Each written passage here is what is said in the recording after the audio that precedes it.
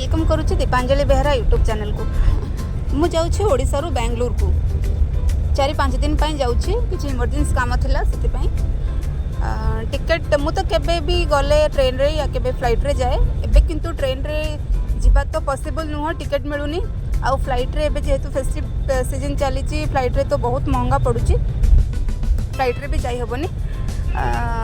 तापरे मु आसी जाइथिली बस स्टॉप टर्मिनाल देखो केते सुंदर बस स्टॉप आपण माने भाभी पारिबेनी एटा बस स्टॉप कि एयरपोर्ट जेहेतु पाख प्लेन सब से पट देकी बहुत पाखे जाऊ था मुझे टिके खाली वीडियो कैप्चर करनी। तापर आम पहुँची जाइलु राति पूरा गोटे राति आम ये स्टे करूँ बस स्टॉप रे। तापर सकाळ 7टारे आमर बस थिला गोपीनाथ तापर आम बाहरी पड़ू। हाँ प्राइवेट बस भल फैसिलिटी देछि प्राइवेट कैबिन देछि मिनरल वाटर बॉटल दौरान चार्जर पॉइंट अच्छी फ्री वाईफाई अच्छी आउ क्लीन बेड दौरान आउ क्लीन ब्लैंकेट भी दौरान भल अच्छी। आपण मैंने केबे जदि यात्रा करते ताले निश्चित करें भल फैसिलिटी अच्छी। चलतु तापर आग वीडियो रे मु आपण मानकु कहबी।